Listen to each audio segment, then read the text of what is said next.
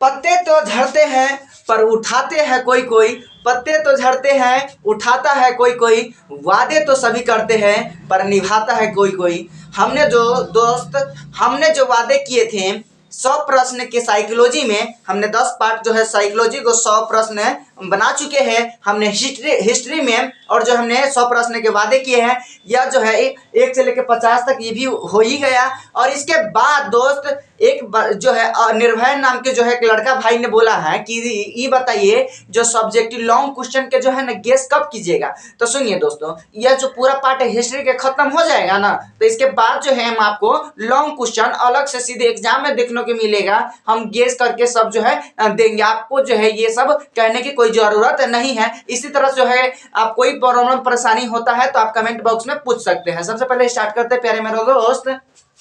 कहता है बौद्ध संगीति को क्यों बुलाई गई, इसका उद्देश्य क्या लिखे। कहता है बौद्ध संगीति में जो क्यों बुलाई गई, जैसे में हम आप ही को कहें कि हमारे चैनल पर आए तो काहे लाए, तो वही कारण कहता है, कारण लिखिए उद्देश्य लिखिए। तो देखिए सबसे पहले बौद्ध संगीति इसलिए बुलाई गई क्योंकि जो है वहां पर बौद्ध संगीति थे 2 भागों में बट गया था। जो है बौद्ध संगीत आपसी मतभेद जो होता है होने लगा, और आपसी मतभेद के लिए समस्या को समाधान करने के लिए 4 बार इसका आयोजन किया गया। क्यों किया गया, क्योंकि आपसी मतभेद के कारण। अब इसका उद्देश्य क्या लिखे, इसको जो है तो लिखेंगे इसका उद्देश्य में कथी लिखेंगे, तो बौद्ध संगीति में जो है मतभेद के कारण जो है इसका समस्या के निवारण के लिए बुलाया गया था। इसका जो है बैठक जो है 4 बार हुआ था। कहाँ कहाँ हुआ था, बिहार के राजगीर में हुआ था, दूसरा बिहार के वैशाली में हुआ था, तीसरा बिहार के पाटलिपुत्र में हुआ था, चौथा कश्मीर के कुंडल में हुआ था। फिर से सुनिएगा, पहला बिहार के राजगीर में हुआ था, दूसरा बिहार के वैशाली में हुआ था, तीसरा और बिहार के जो है पटना में हुआ था, चौथा कश्मीर के कुंडलवन में हुआ था। बात समझ में आ रही है। चलिए सेकंड नंबर क्वेश्चन जो है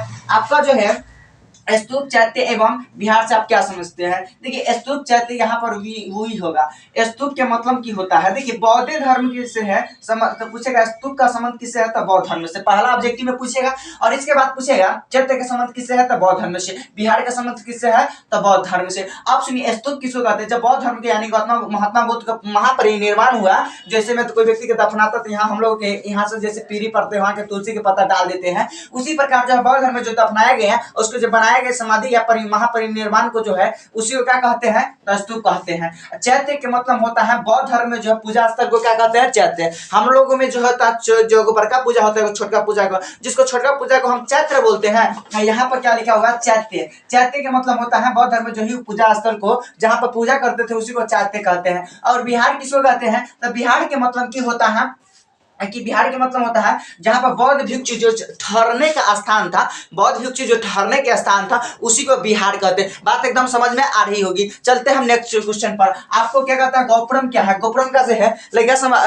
ऑब्जेक्टिव में पूछता है गोपुरम का संबंध किससे है तो मंदिर के प्रवेश द्वार से है। मंदिर के प्रवेश द्वार जो है मंदिर को जो है प्रवेश करने वाले द्वार होता है गोपुरम। गोपुरम ऑप्शन ए में रहता है गोपुरम, ए में रहता है गाय, तो लेकर से मार देता है गाय मार के नहीं आएगा ना तो उधर से मरवा के आइएगा। बात समझ में आई, करवा लगा होगा तो यही सच्चाई है।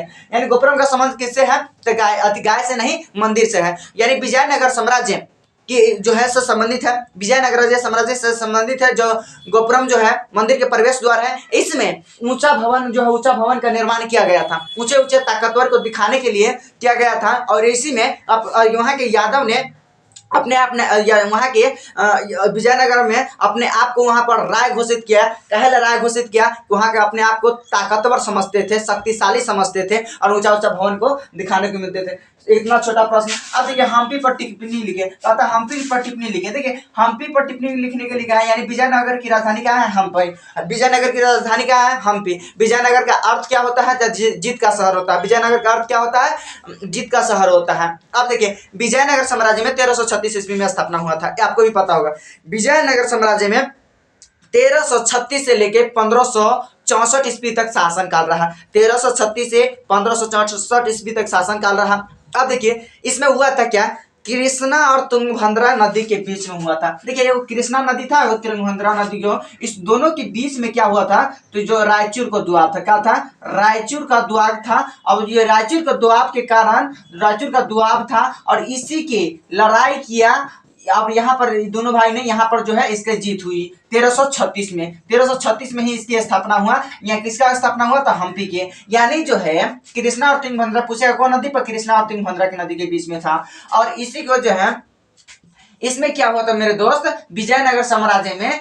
तो इसमें सबसे पहले, इसके बाद जब 1564 ईस्वी में आया और बहमनी साम्राज्य आया, इसको हरा दिया, इसका अस्तित्व खत्म हो गया। वह कहता था हम भी पर टिप्पणी लिखें, तो लिख देंगे। अयंगर व्यवस्था क्या है? अयंगर व्यवस्था से आप क्या समझते हैं? दोनों प्रश्न एक ही है। अयंगर व्यवस्था क्या है, एग्जाम में काफी बार जो है देखने को मिलता है। आप लोग ये जो है कल ये वीडियो जो बन रहा है दूसरी बार बन रहा है, कल जो हम वीडियो बना रहे थे तब कटिए गया था, तो इसलिए हम एक बार कैमरा देखने आए थे कि चल रहा है कि नहीं, दोबारा बना रहे हैं। बात समझ में आई?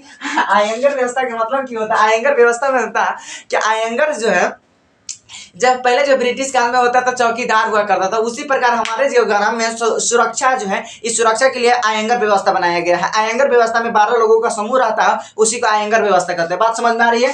ये भी बात समझ में आ गया। अमरम के मतलब क्या होता है? जब देखिए सैन्य असैन्य, सैन्य असैन्य के मतलब, सैन्य का मतलब होता है सेना, सैन्य असेना के मतलब होता है आम जनता, वहां के जो काम करता है, कार्यालय में काम करता है या पदाधिकारी, उसको सैन्य असैन्य जो पदाधिकारी काम करता है, और उसी को अमरम कहते हैं। और उस अमरम जो काम करते थे उसके जो है काम के बदले पैसा नहीं, कर मुक्त दिया जाता था, यानी भूमि उसके बदले में दिया जाता था। और वो भूमि को क्या करते थे? भूमि को जो खरीदता था उसे अमर नायक कहते हैं। तो कई बार ऑब्जेक्टिव में पूछता है क्या कि अमर नायक क्या है, तो अमर नायक जो भूमि को धारण करते हैं या भूमि को खरीदते हैं उसे अमर नायक कहते हैं। जो सैन्य और सैन्य पदाधिकारी को जो वेतन मिलता है, उसको वेतन नहीं मिलता है, उसके बाद कर मुक्ति मिलता है, उसी को अमरम कहते हैं। बात एकदम समझ में आ रही होगी। इसके बाद बात इस क्या कहते हैं, सुनिए, अलवार और नैनार से आप क्या समझते हैं? 2024 में देखने को मिला है, इसको मिस ना करिएगा। अलवार और नैनार के कई बार ऑब्जेक्टिव में भी पूछा है, और ये वीडियो देखने के बाद आपको जो है 100% आपको पूरा दिमाग में फिट हो जाएगा। लास्ट तक बने रहिएगा। ठीक है, अलवार और नैनार में क्या अंतर है, या अलवार ये भी पूछ सकते हैं अलवार और नैनार में क्या अंतर है।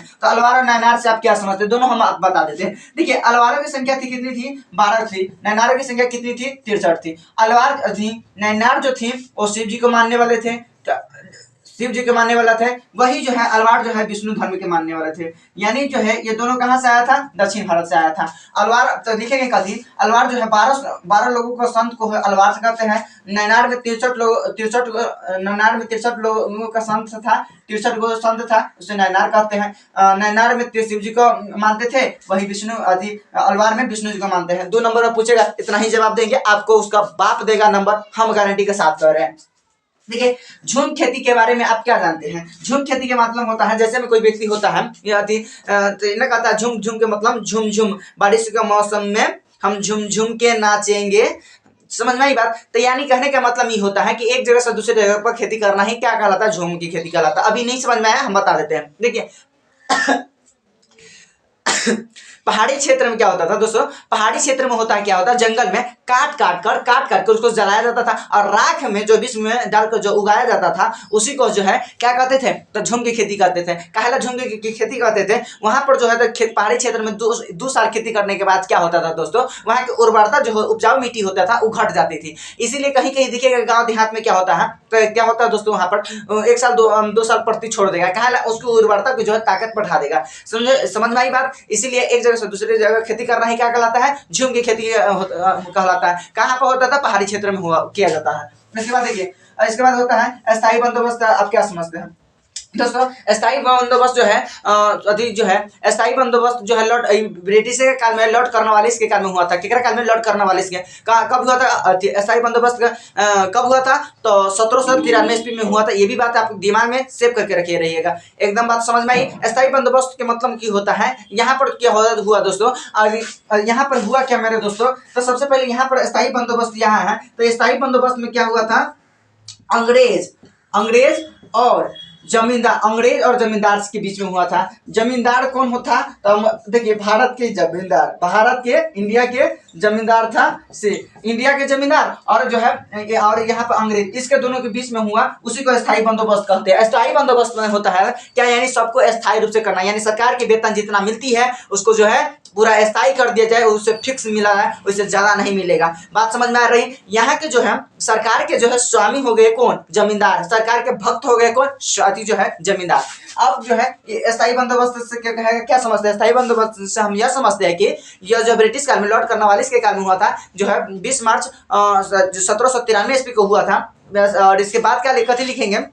स्थायी बंदोबस्त में सरकार और अंग्रेज और जो भारत के जमींदार के बीच में हुआ उसी को स्थायी बंदोबस्त कर देंगे। इतना ही लिख देंगे, बहुत हो गया। ठीक है, स्टार्ट करते हैं। अब कहता है लास्ट क्वेश्चन है आज का, स्थायी बंदोबस्त के लाभ और हानि को लिखो। दोस्तों ये एक बार जो है 5 नंबर में पूछा गया, कहन कहन के पानी छूट जाता है जब ये क्वेश्चन आता है। तो बात समझ में आ रही है? तो जैसा कि जो हम इतना ही लिखे हैं, जो केकरा केकरा लिखेंगे तो ये दोस्तों ये भी लिख देंगे स्थायी बंदोबस्त कहाँ कहाँ लागू हुआ था। तो कहाँ कहाँ लागू हुआ था दोस्तों? तो देखिए कर्नाटक में लागू हुआ था, बिहार में, उड़ीसा में, और इसके बाद क्या होता है बंगाल में जो है लागू हुआ था। और सब बहुत आदि है और से ज्यादा राज्य में लागू हुआ था। लेकिन जो है स्थायी बंदोबस्त जो है लॉर्ड कॉर्नवालिस के कारण हुआ था, अंग्रेज और भारत के जमींदार के बीच में हुआ था। इसी को स्थायी बंदोबस्त कहते हैं। 1793 में हुआ था। केकरा कारण हुआ था? लॉर्ड कॉर्नवालिस के कारण हुआ था। और बात समझ में आ रही? तो इसका जो है लाभ कहता है, पूछता है लाभ और हानि क्या हुआ था। लाभ क्या हुआ, हानि क्या हुआ था? देखिए दोस्तों लाभ क्या हुआ, लाभ पहले हम बता देते हैं। देखिए स्थायी बंदोबस्त में लाभ क्या होता था, क्या होता है वहां पर जो है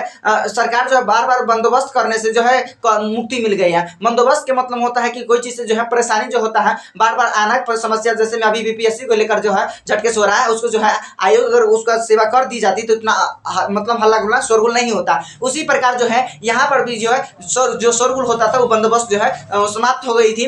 जो सरकार जो है इससे परेशानी मुक्ति मिल गई। कहा है इसका जो जमींदार था वो जो है पूर्ण रूप से जो है ले लिया था। दूसरा क्या हुआ, यहाँ पर जो है जमींदार को जो है बहुत सारा फायदा हुआ। तीसरा क्या हुआ, जो गरीब था फायदा क्या हुआ, जो गरीब था तो गरीब का क्या हुआ था, खेत दे देता था, उसके बदले में जो है उगा के वो अपन जो फसल अनाज जो भी होता है से देता था। लेकिन वही कहता है हानि में क्या लिखे, तो हानि में क्या लिखे, तो वहाँ के जो भारत के जब जमींदार थे वो गाँव में जो रहा करते थे वो जो है आलसी हो गए। और पहला जो जमींदार जो है आलसी होने लगे। दूसरा क्या, जो जमींदार थे गाँव से थे वो शहर में आने लगे और जो प्रतिनिधि से काम गरीब लोगों से काम करवाते थे, बैठ के खाते थे। इसके बाद क्या हुआ दोस्तों, स्थायी बंदोबस्त में क्या हुआ क्या कि यहाँ के लोग जो है अगर कोई